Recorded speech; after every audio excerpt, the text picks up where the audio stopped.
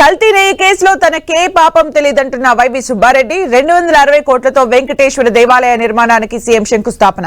ఇలాంటి top 10 AP వార్తలు ఇప్పుడు చూద్దాం.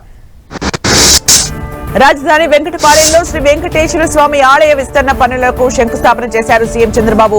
2 దశల్లో ఈ ఆలయాన్ని 260 కోట్ల రూపాయలతో అభివృద్ధి చేయనున్నారు. మొదటి దశలో 140 కోట్ల వ్యయంతో విస్తరణ పనులు చేయనున్నారు. కార్యక్రమంలో మంత్రులు ఆనం రామనారాయణ రెడ్డి, నారాయణ, కేంద్ర మంత్రి పెమ్మసాని, టీటీడీ చైర్మన్ పాల్గొన్నారు.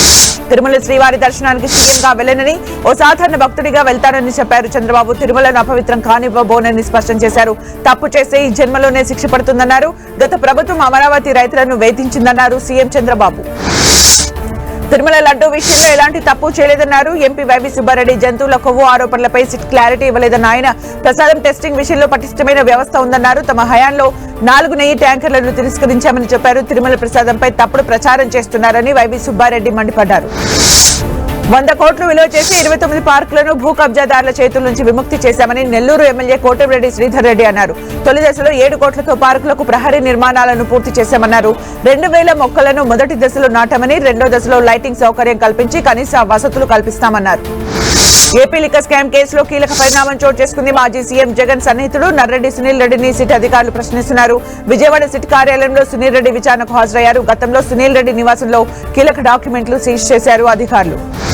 ప్రభుత్వ మెడికల్ కాలేజీల ప్రైవేటీకరణకు వ్యతిరేకంగా అక్టోబర్ 10 నుంచి తమ పార్టీ అధినేత జగన్ ఇచ్చిన పిలుపు మేరకు 1 కోటి సంతకాల సేకరణ కార్యక్రమాన్ని పూర్తి చేసినట్టు ఎన్టీఆర్ జిల్లా అధ్యక్షులు దేవినేని అవినాష్ తెలిపారు. 95,000 సంతకాలు పూర్తి చేసి రాష్ట్రంలోనే మొదటి స్థానంలో నిలిచామన్నారు. ఏపీఎస్సీ పరీక్షల్లో అక్రమాలపై నిగ్గు తేల్చేందుకు కమిటీని ఏర్పాటు చేస్తూ ఏపీ హైకోర్టు నిర్ణయించింది. జస్టిస్ కేజీ శంకర్ నేతృత్వంలో స్వతంత్ర కమిటీని ఏర్పాటు చేసింది. ఏపీఎస్సీ జవాబు పత్రాలు హ్యాండ్ లో మూల్యాంకనం చేశారా, లేక ఓఎంఆర్ షీట్లపై మార్కులు నమోదు చేశారా, అసలు వాస్తవాలు ఏంటి అన్నది కమిటీ నిర్ధారిస్తుందని కోర్టు వివరించింది.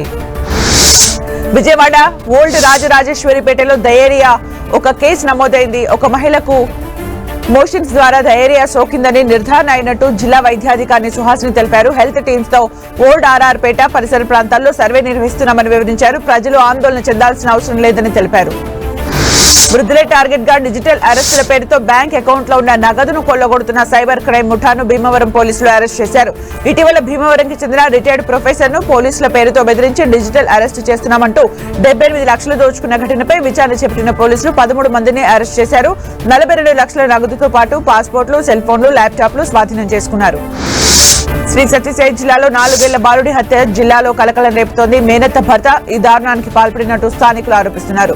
నిందితుని పోలీసులు అదుపులోకి తీసుకుని విచారిస్తున్నారు. క్యాన్సర్ తో బాధపడుతున్న నిందితుడు ప్రసాద్ వైద్యం కోసం తన బావమరిదిని డబ్బులు అడిగాడు. అయితే గంగాధర్ డబ్బులు ఇవ్వకపోవడంతో ఎవరూ లేని టైం చూసి బావమరిది కుమారుడిని చంపేశాడు ప్రసాద్.